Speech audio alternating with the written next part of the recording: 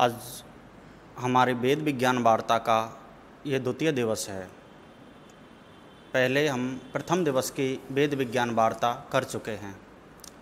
थोड़ा सा आप लोगों को इस वेद विज्ञान वार्ता के विषय में 1 मिनट के लिए मैं कुछ बताना चाहता हूँ। हमारे भगवान वेद जो 4 खंडों में हैं, उस वेद में जो विज्ञान है, उस विज्ञान पर हमने आज तक दृष्टि नहीं डाली और वेद विज्ञान के ये मान लीजिए वो देदीप्यमान मार्तंड, श्री मधुसूदन जी ओझा जी, जिन्होंने वेद विज्ञान को निकाल करके हम सब के सामने प्रस्तुत किया, उसी अनुसंधान को आगे बढ़ाते हुए विश्व गुरुदीप आश्रम शोध संस्थान जयपुर ने इस वेद विज्ञान वार्ता का प्रारंभ किया है। और वेद विज्ञान वार्ता के विद्वान मनीषी प्रोफेसर रामदेव जी साहू साहब आज हमारे साथ उपस्थित हैं और आज वार्ता का ये द्वितीय दिवस है। तो मैं विश्व गुरुदीप आश्रम शोध संस्थान की ओर से प्रोफेसर साहू साहब का हार्दिक अभिनंदन करता हूँ, स्वागत करता हूँ। नमस्कार सर। प्रथम दिवस की जो वार्ता हमारी वेद विज्ञान की हुई थी, इस वार्ता में आपने कुछ बिंदुओं को लिया था पर उसको स्पष्ट रूप से हम नहीं समझ पाए थे। तो आज दूसरे दिन की चर्चा में हम नवीन चर्चा नहीं लेते हुए उस पुरानी चर्चा को ही आगे बढ़ाने का काम करेंगे। कई लोगों के फ़ोन आए, कई लोगों से बातें हुई तो उन्होंने उसको समझने में थोड़ी सी कठिनाई महसूस की। तो हम चाहते हैं कि लोगों के सामने हर विषय इस तरीके से स्पष्ट जाना चाहिए।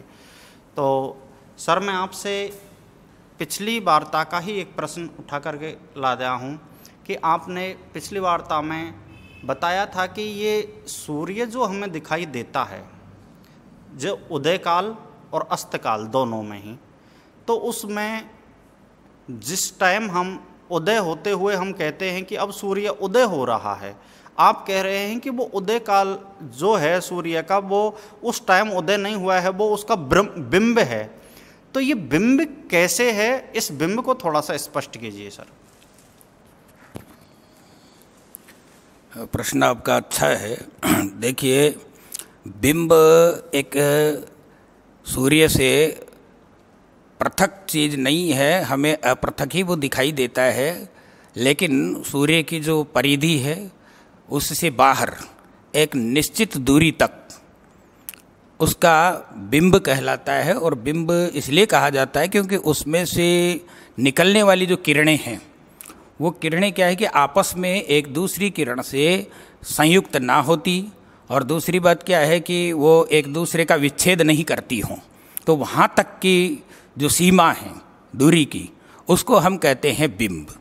और जिसमें क्या है कि सूर्य स्वयं अपने आप में ही प्रकाशमान होता है, यानी उसके अंदर इन बिंब जहाँ तक है वहाँ तक हमें उसकी रश्मि निकलती हुई दिखाई नहीं देती है, केवल क्या है कि वो बिंब ही नज़र आता है।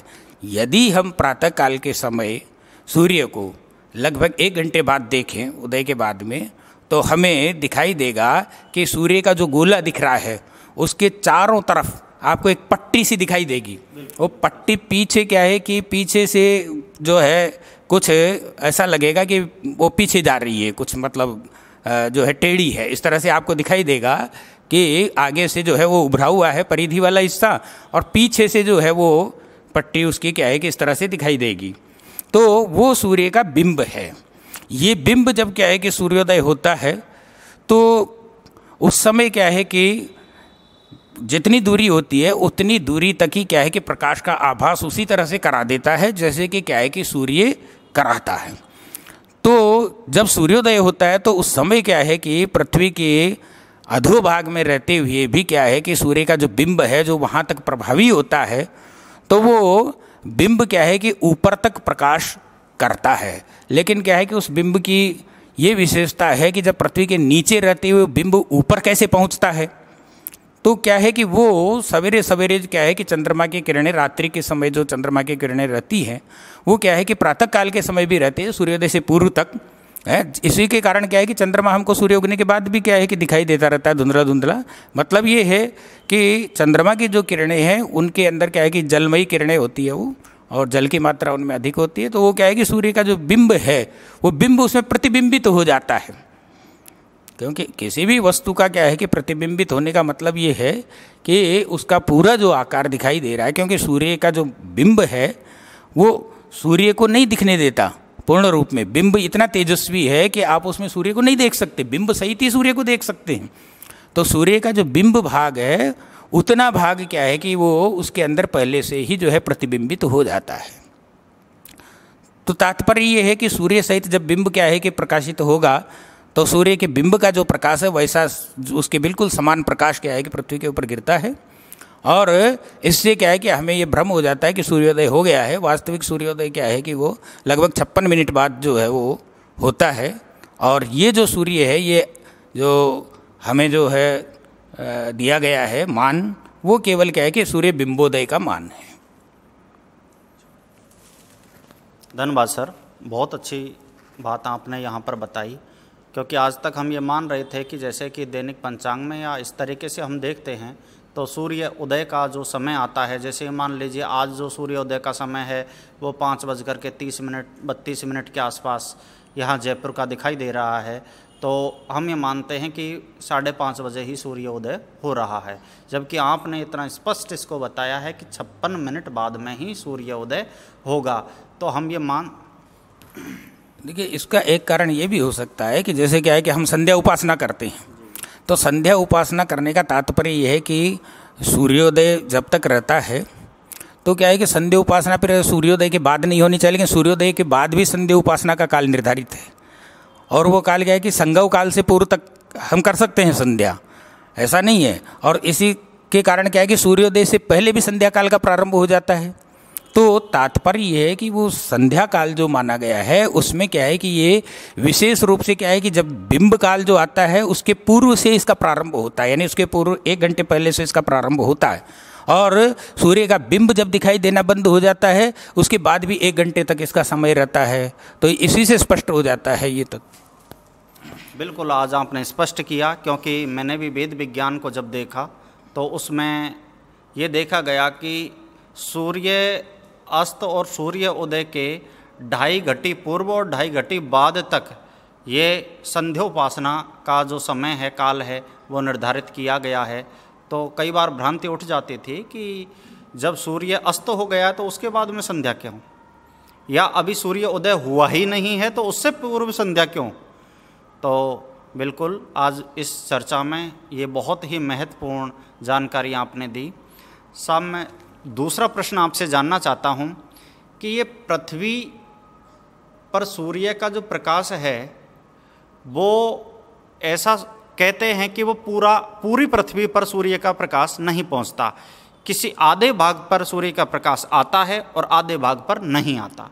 जबकि हम देखें तो सूर्य हमारे ऊपर है, पृथ्वी नीचे है। सूर्य को पृथ्वी से बहुत बड़ा बताया गया है, कई गुना ज़्यादा है। तो इतनी बड़ी रोशनी अगर ऊपर से आ रही है तो वो संपूर्ण पृथ्वी को आच्छादित कर देनी चाहिए, फिर ऐसा क्यों बताया गया? ये क्या भ्रम है, इसे स्पष्ट करें। देखिए, सूर्य की जो स्थिति है और पृथ्वी की जो स्थिति है उसमें क्या है कि एक तो दिशा का अंतर है।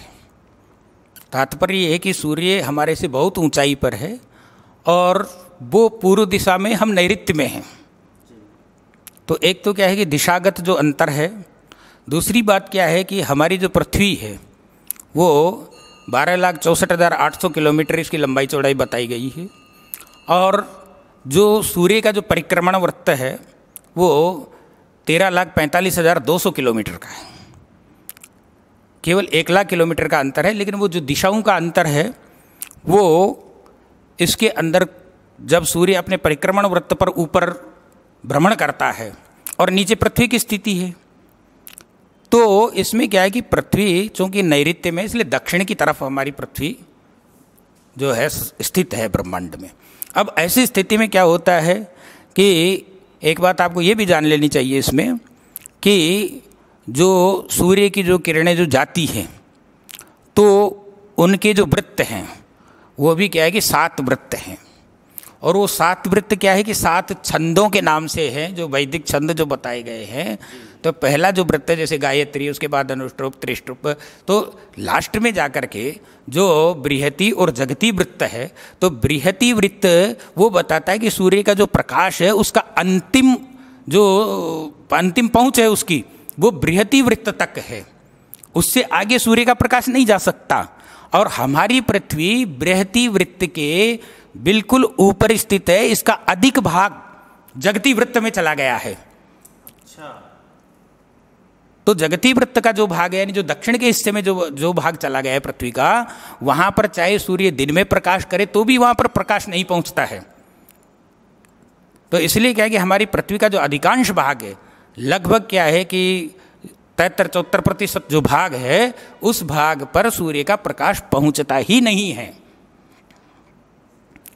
तो मुख्य कारण तो ये है क्योंकि सूर्य जब परिक्रमण करता है तो पृथ्वी की जो कक्षा है वो उससे बाहर निकल जाती है उस परिक्रमण वृत्त से।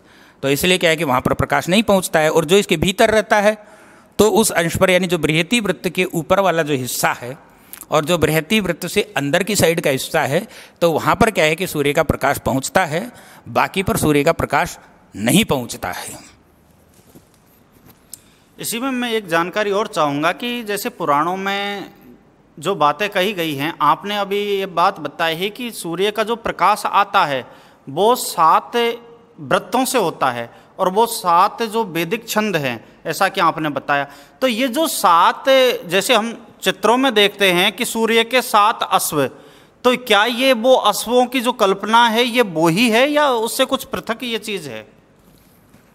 देखिए, अश्व शब्द जो है वो वेद में कई अर्थों में आया है, लेकिन अश्व शब्द का जो मूल तात्पर्य जो है वो है रश्मि से। गौ शब्द भी क्या है कि रश्मि का वाचक है, और अश्व शब्द भी रश्मि का वाचक है। लेकिन इनमें अंतर क्या है कि गौ वो रश्मि है जिसमें क्या है कि जल और अग्नि दोनों विद्यमान होते हैं, लेकिन अश्व में केवल अग्नि ही विद्यमान होती है। तो सूर्य की जो रश्मियाँ हैं, उन रश्मियों के 7 जो है वो मुख्य गण हैं एक तरीके से, जिनके अंदर एक एक में बहुत सारी रश्मियाँ जो है वो प्रसूत होती है। तो उन 7 जो रश्मियों के गण हैं उनको कहा गया है अश्व, और वो जो है गति करते हैं, यानी उसी प्रकार से वो जो है आगे बढ़ते हैं। धन्यवाद सर, बहुत सुंदर। कि जो आज तक हम ये सोचते आ रहे थे कि सूर्य कोई इंसान के रूप में है और वो एक रथ पर विद्यमान होकर के और 7 घोड़े उसको खींच करके ले जा रहे हैं, तो वहाँ उस रथ, उस अश्वों का और उन सूर्य का जो वास्तविक तात्पर्य है वो आपने स्पष्ट किया। आगे का प्रश्न मैं आपसे एक जानना चाहता हूँ कि हम पुराण के विषय में कई बार सत्य बात आती है, कई बार लगता है कि ये भ्रांति है, कहीं कुछ और पढ़ने को मिलता है। तो ये जो आपस में जो पुराण, मान लीजिए कि हम कहते हैं, मान क्या लीजिए 18 पुराणों का उल्लेख हमको मिलता है, तो ये 18 जो पुराणों का उल्लेख हमको मिलता है, ये अलग अलग पुराण हैं या इनमें कोई सामंजस्य है? 1 से लेकर के और 18 तक की जो संख्याएं हैं और उनमें जो नाम दिए गए हैं, तो इनका आपस में कोई सामंजस्य है या ये स्वतंत्र रूप से हैं? देखिए, इनका एक निश्चित क्रम है पुराणों का, और पिछली बार भी मैंने बताया था कि ब्रह्मांड की उत्पत्ति की जो 18 अवस्थाएं हैं, उन अवस्थाओं को ये सूचित करते हैं। इतना जरूर है कि वर्तमान में जो उपलब्ध पुराण वाङ्मय है उसमें जो कथ्य होना चाहिए था वो कथ्य उपलब्ध नहीं है, और इनके कथानकों में भी काफ़ी परिवर्तन आ गया है। इसका एक उदाहरण सबसे स्पष्ट है कि नारद पुराण हमारे पास विद्यमान। नारद पुराण में 18 पुराणों में क्या क्या वर्णन होना चाहिए वो दिया गया है, लेकिन जब हम देखते हैं तो उपलब्ध कई पुराणों के अंदर वो चीज़ नहीं है जो नारद पुराण में कथानक के रूप में दिखाई गई है, वो उपलब्ध नहीं है। इसका तात्पर्य ही ये बता देता है कि इन पुराणों के अंदर काफ़ी परिवर्तन हुआ है। इसलिए वास्तविकता तो ये नहीं कही जा सकती कि पुराण वाङ्मय ये वही है जो होना चाहिए था, लेकिन फिर भी ये है कि सृष्टि की अवस्थाओं को ये अपने नाम से लक्षित करते हैं, क्योंकि वो नाम उस अवस्था को सूचित करता था। इसके लिए जैसे मान लीजिए मैं आपको एक उदाहरण बताऊं कि पहला पुराण जैसे ब्रह्म पुराण है तो वहाँ तो कोई शंका ही नहीं है कि स्वयंभू ब्रह्म के लिए कहा गया है, तो इसलिए वहाँ तो शंका का विषय नहीं है। लेकिन उसके बाद दूसरा जो पुराण है पद्म पुराण कहा गया है। अब वहाँ पर ब्रह्म से जो है वेद विज्ञान में चिन्ह मंडल का आविर्भाव होता है, यानी ब्रह्म सबसे पहले स्वयंभू अवस्था का जब परित्याग करता है तो वो क्या है कि चिन्ह मंडल एक अपना बनाता है। तो उसमें चित्त शक्ति जो उसकी है सच्चित और आनंद, तो स्वयं आनंदमय रहता है, लेकिन सत शक्ति तो उसके केवल अस्तित्व की सूचक है, वो तो कुछ क्रिया करती नहीं। चित्त शक्ति ही सबसे पहले क्रियान्वित होती है। तो उससे क्या है कि चिन्ह मंडल का एक आविर्भाव होता है, वो मंडलाकार होता है। तो उस चित्त को ही पद्म शब्द से कहा गया है। जैसे उदाहरण के लिए आप योग शास्त्र में पढ़ेंगे, किसी में भी पढ़ेंगे, तो हमारा जो चित्त यानी जो सहस्रार के अंदर जो विद्यमान है, तो सहस्रार को पद्म क्यों कहा गया है? आप यदि किसी योग शास्त्र के विज्ञाता से ये पूछेंगे कि भाई सहस्रार तो इसमें पद्म कहाँ से आ गया, कमल कहाँ से आ गया इसमें, तो उसको सहस्रार पद्म यानी जो है सहस्त्र दलों वाला कमल, सहस्त्र दल कमल ऐसा जो कहा गया है, तो उसमें कमल क्यों कहा गया है उसको? तात्पर्य ये है कि चित्त की जो वृत्तियाँ हैं, वो चित्त की वृत्तियाँ क्या है कि कमल जैसे सिकुड़ता है और जैसे वो जो है खिलता है, तो उसी तरह से हमारे चित्त की वृत्तियाँ भी हमेशा क्या है कि वो सिकुड़ती और खुलती रहती है, जिससे स्पंद पैदा होता है। जैसे क्या है कि हमारे अंगों में स्पंद अनुभव होता है कि कई बार के अंग फड़क रहा है, ये मुझसे, तो ये क्या है चित्त वृत्ति के सिकुड़ने से और फैलने से ही वो स्पंद उत्पन्न होता है। इसलिए क्या है कि उसको पद्म संज्ञा दी गई है उसकी समानता से। तो इसलिए क्या है कि द्वितीय अवस्था का नाम पद्म अवस्था कह लीजिए उसको, या हम चिन्ह मंडल कह देते हैं, वैज्ञानिक भाषा में हमारा नाम ये, लेकिन पौराणिक भाषा में उसको पद्म कहा गया। इसी प्रकार से जैसे पद्म के आगे आप चलेंगे तो फिर उसके बाद में क्या है कि विष्णु तीसरा पुराण। अब चिन्ह मंडल के बाद में क्या है कि हम वैज्ञानिक दृष्टि से यदि हम उस मंडल का नाम लेंगे तो उसके अंदर बनता है वैद्युत मंडल। अब वैद्युत क्या है कि विद्युत एक शक्ति है जिसका आभास आप भी करते हैं, विद्युत को आप देखते हैं, तो विद्युत में क्या है कि जैसे करंट आता है, मतलब क्या है कि एक जगह भी यदि आपका स्पर्श हो गया तो इसका मतलब पूरे शरीर में आपके व्याप्त हो जाए। तो तात्पर्य कि विष्णु में भी विष्णु शब्द जो है उसका अर्थ भी व्यापक है, वो भी विष्णु व्याप्तो धातु से बना है, तो उसका अर्थ व्यापक है। तात्पर्य ये है कि वो व्याप्ति को दिखाता है। जैसे विद्युत व्याप्त हो जाती है वैसे ही क्या है कि वो जो हमारे शरीर के अंदर जो तत्व है वो भी व्याप्त हो जाता है। ऐसे ही जैसे पिंड में है वैसे ही ब्रह्मांड में भी है।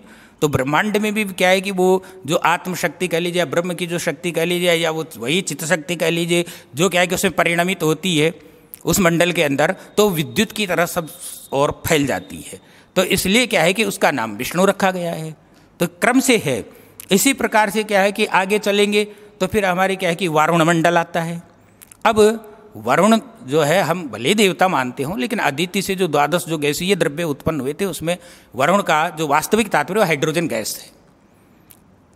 तो वो जो वरुण है वो क्या है कि सबसे ज़्यादा क्या है कि हवा में सबसे ज़्यादा मात्रा है, यूँ मान लीजिए एक तरीके से उसकी, तो मात्रा के आधार पर भी। तो तीसरा जो पुराण है वो वायु पुराण रखा गया है, जिसको शिव पुराण भी कहते हैं। हालांकि वर्तमान में शिव पुराण और वायु पुराण को अलग अलग कर दिया गया है, लेकिन चूंकि शिव भी क्या है कि वायु ही है, और जो हमारे वेद विज्ञान में कहा गया है तो वो ये है कि सूर्य के जो ऊपरी भाग में जो वायु रहता है उसका नाम शिव है, नीचे के भाग में जो वायु रहता है उसका नाम यम है।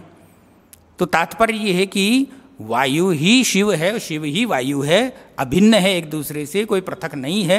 लेकिन क्या है कि पौराणिकों ने इसको क्या है कि पृथक करके और वायु पुराण की अलग कल्पना कर ली और शिव पुराण की अलग कल्पना कर ली, ताकि वैसे एक ही पुराण। तो इस तरह से मैंने 2-4 उदाहरणों से आपको बताया कि सब अवस्थाएं जो है वो उन्हीं का बोध कराती है। कोई ऐसी कोई चीज़ नहीं है जिसमें क्या है कि आपको इस तरह से कोई असंगत लगे, लेकिन इनका जो क्रम है वो उसी क्रम से क्या है कि 18 अवस्थाओं का ये बोध कराती है। बहुत खूब। आपने ब्रह्म से लेकर के और जिस तरीके से सृष्टि का आगामी क्रम है उसको इसमें बताया। आगे की चर्चा हम तीसरी वार्ता में करेंगे, और मैं ये समझता हूँ कि आज आपने ऐसी जटिल जो पहलू थे जिनको आज तक समझने में हमें बड़ी कठिनाई हो रही थी, उनको एक सरल भाषा में आज आपने मार्गदर्शन दिया। आपका बहुत बहुत धन्यवाद, आभार, नमस्कार।